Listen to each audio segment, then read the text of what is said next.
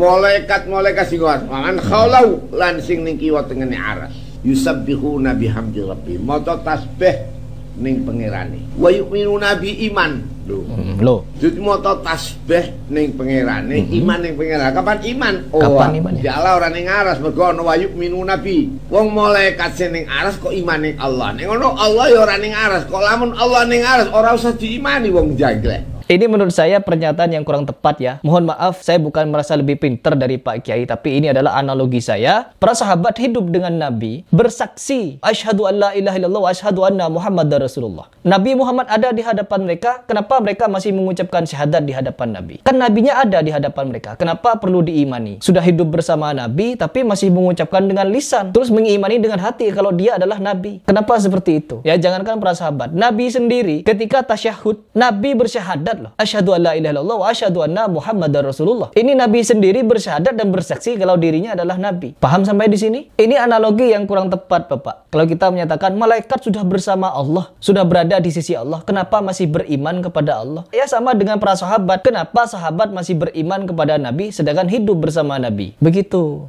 Jadi ukuran iman itu bukan berarti kita harus bersama dia atau kita harus jauh dengan dia. Karena beriman itu harus meyakini Allah. Semoga bisa dipahami sampai di sini. Karena ada pembahasan yang lebih serius lagi agak ke belakang ini.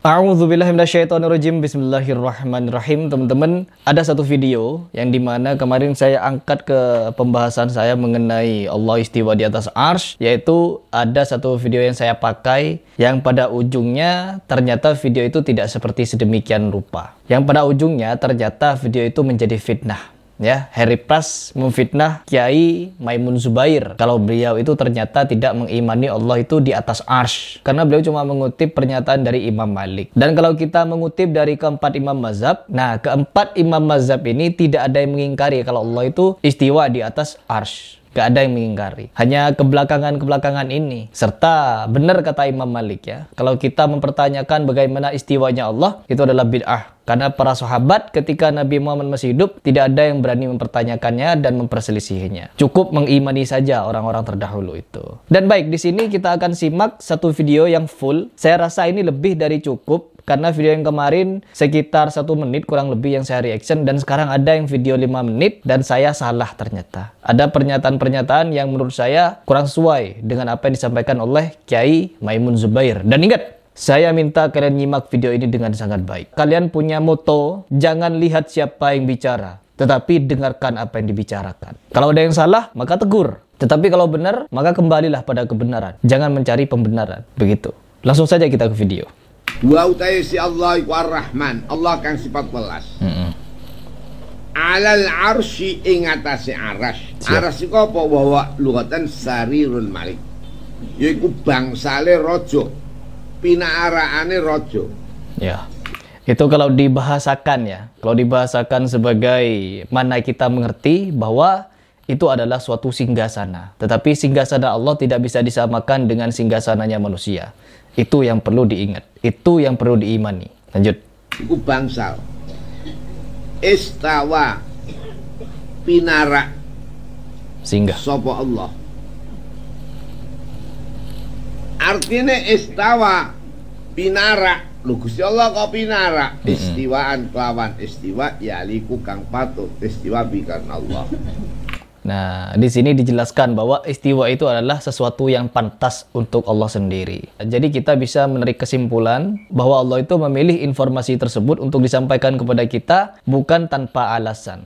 Yang pertama, karena di sini yang paling banyak dipermasalahkan apabila Allah bersemayam, Allah itu dianggap duduk. Sedangkan dalam KBBI, bersemayam itu tidak harus duduk. Tidak harus duduk bersemayam itu. Arti lain dari bersemayam adalah berada di, bertempat di, ada di. Seperti saya menyampaikan kepada kalian, saya bersemayam di dalam kamar saya. Ngapain saya di kamar? Tidak harus duduk, tidak harus berbaring, tidak harus lompat-lompat, tidak harus ngapain. Terserah saya itu mau ngapain saja di kamar saya. Anda saja kepada saya bilang saya bersemayam di rumah saya, Anda tidak boleh mengganggu-ganggu saya. Bagaimana cara saya bersemayam? Apakah itu bersila? Apakah itu duduk? Apa itu jongkok? Apa itu selonjoran? Apa saya berdiri? Atau saya tengkurap? Gak perlu. Kalian tidak perlu ngurus bagaimana cara saya bersemayam di rumah. Begitupun dengan kita. Tidak boleh ngurus bagaimana Allah bersemayam. Karena bersemayam tidak harus duduk. Artinya tidak harus duduk. Seperti halnya pernyataan Ustaz Adi yang ini. Coba kita simak dulu ya. Maaf saya potong. Nanti kita akan lanjut lagi. Wala takunu kalladzina nasullaha fa'ansahum anfusahum. Jangan kalian menjadi seperti orang yang lupa dengan Allah, maka Allah pun lupa dengan mereka. Ya. Awas, hati-hati. Bahkan ente tegas nasi Allah, maka Allah pun lupa dengan mereka. Ya. Saya mau tanya pada antum, apakah Allah punya sifat lupa? Oke. Allah punya sifat lupa enggak? Tidak. Waliyadzubillah. Oh, tapi Ustaz, biarkan kita mengartikan ayat itu, lupa aja, sesuai dengan sifatnya Allah. Oh, bagaimana lupa sesuai dengan sifatnya Allah? Allah nggak punya sifat lupa. Jika ada jawaban yang tadi saya sampaikan benar, ukurannya sesuai dengan Al-Quran dan Sunnah, silakan amalkan berdasar pernyataan para ulama. Tapi jika ada yang keliru, maka antum sampaikan, karena itu mutlak dari kelemahan saya. Begitu disampaikan dan saya cek saya salah, saya tidak akan malu untuk mengatakan maaf saya keliru. Ya, pendapat ini yang benar. Silakan ambil pendapat ini, tinggalkan pendapat saya, lemparkan ke tembok, jangan pernah dipakai lagi. Ya, ambil pendapat yang terbaik dan disitulah kemudian kita amalkan sesuai dengan Allah Subhanahu wa taala. Contohnya juga Allah berfirman, nasullaha fanasiyahum. Nasi dalam bahasa Arab, nasiya bisa dua makna, bisa artinya lupa, bisa artinya meninggalkan. Dan ini disebutkan dalam buku-buku bahasa, seperti Ibnu Faris menyebutkan nasiya bermakna taroka, meninggalkan. Kata mereka, coba ente mau tafsirkan ayat ini, Allah lupa, apakah Allah lupa? Berarti harus ditakwil. Ini karena kejadian seorang dai di YouTube bilang begitu. Apakah Allah lupa? Dia nggak tahu bahasa Arab. Padahal nasiya itu dalam bahasa Arab bisa artinya meninggalkan, bisa artinya apa? Lupa. Dalam yang berkaitan dengan Allah artinya meninggalkan. Allah tinggalkan apa? Mereka. Ini contoh maksud saya, karena kejahilan dengan bahasa Arab akhirnya mereka terjerumus dalam penyimpangan-penyimpangan. Oke, jadi itu adalah pendapat dari Ustadz Firanda bahwa pernyataan itu tidak harus lupa, tetapi ada yang meninggalkan. Sama halnya dengan bersemayam tadi. Bersemayam ini tidak harus kita duduk, sebagaimana diartikan kalian ketika Allah mengabarkan Allah beristiwa di atas arsy, kalian mengartikan duduk. No, bersemayam bukan artinya duduk, ya. Karena apa? Kebanyakan dari kalian ini yang mempertanyakan, mengimani kalau Allah itu berada di arsy seolah-olah Allah duduk. Ya enggak. Itu kan namanya memikirkan kuasa Allah. Ya, kalian memikirkan kuasa Allah dengan akal. Ya tidak akan pernah bisa. Sama halnya dengan Allah melihat. Kalau Allah melihat, apakah sama dengan penglihatan kita? Allah mengutus Jibril. Apakah Allah mengutus Jibril sama dengan kita mengutus tukang pos untuk menyampaikan surat? Terus Allah juga menugaskan malaikat Raqib Atid yang ada di samping kanan kiri kita untuk mencatat amal baik, amal buruk. Apakah Allah butuh bantuan malaikat Raqib Atid untuk mencatat amal, untuk mengetahui perbuatan kita? Enggak. Tidak semua yang Allah lakukan dan yang Allah ciptakan, Allah butuh kepada apa yang diciptakan. Tidak seperti itu. Jadi jangan pernah pikirkan kuasa Allah dengan akal kalian. Jangan. Kalau kalian memikirkan dengan akal, ya muncul seperti ini nanti. Allah punya pantat lah, Allah begini. Itu kan akal kalian yang mendefinisikan seperti itu. Sedangkan kami hanya meyakini Allah istiwa, bersemayam. Entah bersemayamnya ngapain, itu terserah Allah. Karena maknanya tidak harus duduk. Saya garis bawahi lagi, perlu diingat. Lanjut lagi ke pembahasan Kiai Maimun. Ar-Rahmanu utai Allah kan sifat Rahman. Alal arsy ing atase aras. Aras iku apa? Dhuwure langit, bumi, lan dhuwure kursi. Sidratul Muntaha.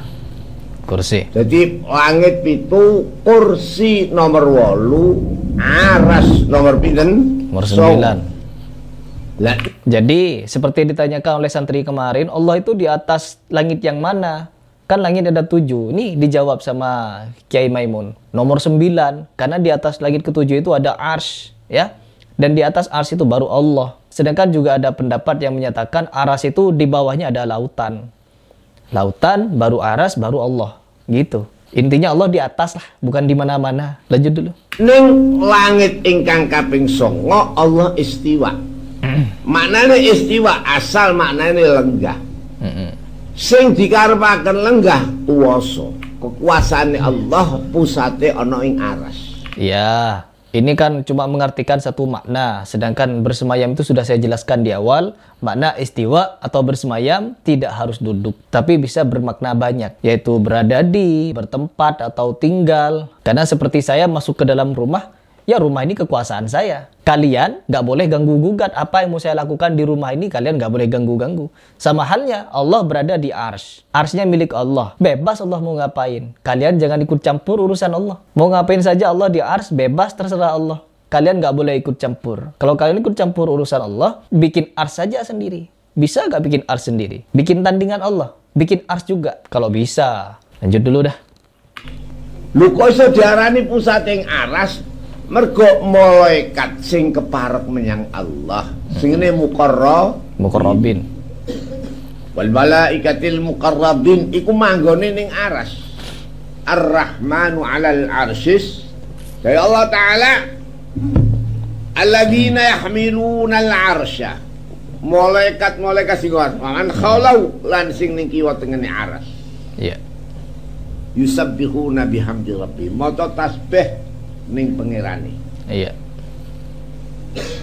Wa yu'minuna bi iman. Loh. Jadi maca tasbih ning pangerane, iman ning pangeran. Kapan iman? Oh, kapan iman ya? Allah ora ning aras mergo ana wa yu'minuna bi. Oh. Jadi karena Gusti Allah tidak di atas ars, jadi menggunakan iman, harus beriman. Gimana lagi? Lanjut dulu. Wong malaikat sing ning aras kok iman ning Allah. Ning ngono Allah ya ora ning aras. Kok lamun Allah ning aras ora usah diimani wong jangglek. Oh, jadi kalau Allah berada di hadapan kita, kita tidak perlu imani Allah itu. Cukup ketahui saja begitu. Ini menurut saya pernyataan yang kurang tepat ya. Mohon maaf, saya bukan merasa lebih pintar dari Pak Kiai, tapi ini adalah analogi saya. Karena setiap manusia bisa salah, bisa luput, bisa khilaf. Saya pun bisa salah. Tetapi di sini saya juga punya analogi. Karena saya juga mempekerjakan otak saya agar berpikir sesuai dengan dalil-dalil yang ada. Setelah saya mempelajari, mengkaji, bertanya kepada asatidz yang pertama, teman-teman. Seperti apa yang disampaikan oleh Kiai Maimun Zubair. Kalau Allah berada di hadapan kita, ya tidak perlu kita imani. Tidak perlu bertasbih. Terus kenapa malaikat yang ada di sisi Allah, malaikat yang memikul arsy-Nya Allah, kenapa mereka masih muqarrabin, mendekat? Kenapa mereka masih bertasbih kepada Allah dan beriman kepada Allah? Sama halnya kepada kita. Ya, kita ini kan jauh dari Nabi. Kita tidak hidup dengan Nabi. Kenapa kita masih mengucapkan asyhadu alla ilaha illallah wa asyhadu anna Muhammadar Rasulullah? Wajar, karena kita tidak pernah berjumpa dengan Nabi Muhammad, beriman kepada Nabi Muhammad. Tetapi kenapa rukun iman ada 6? Beriman kepada Allah, kepada malaikat, kepada kitab, kepada Nabi, kepada surga neraka, pada qada dan qadar. Ya, di sini bahwa iman itu bukan hanya sekedar kita mengucapkan ketika kita melihatnya. Bahkan para sahabat hidup dengan Nabi, bersaksi kalau mereka itu mengimani Islam. Asyhadu an la ilaha illallah wa asyhadu anna Muhammadar Rasulullah. Nabi Muhammad ada di hadapan mereka, kenapa mereka masih mengucapkan syahadat di hadapan Nabi? Ya, kan nabinya ada di hadapan mereka. Kenapa perlu diimani? Sudah hidup bersama Nabi tapi masih mengucapkan dengan lisan, terus mengimani dengan hati kalau dia adalah Nabi. Kenapa? Kenapa seperti itu? Jangankan para sahabat, ya jangankan para sahabat. Nabi sendiri ketika tasyahud, Nabi bersyahadat loh. Asyhadu an la ilaha illallah wa asyhadu anna Muhammadar Rasulullah. Ini Nabi sendiri bersyahadat dan bersaksi kalau dirinya adalah Nabi. Paham sampai di sini? Ini analogi yang kurang tepat, Bapak. Kalau kita menyatakan malaikat sudah bersama Allah, sudah berada di sisi Allah, kenapa masih beriman kepada Allah? Ya sama dengan para sahabat. Kenapa sahabat masih beriman kepada Nabi sedangkan hidup bersama Nabi? Begitu. Jadi ukuran iman itu bukan berarti kita harus bersama dia atau kita harus jauh dengan dia. Karena beriman itu harus meyakini Allah. Semoga bisa dipahami sampai di sini. Karena ada pembahasan yang lebih serius lagi agak ke belakang ini. Lanjut dulu ya. Kowe ora kok padha karo iki neon listrik. Aku iman iki neon listrik. Lho keliru ya.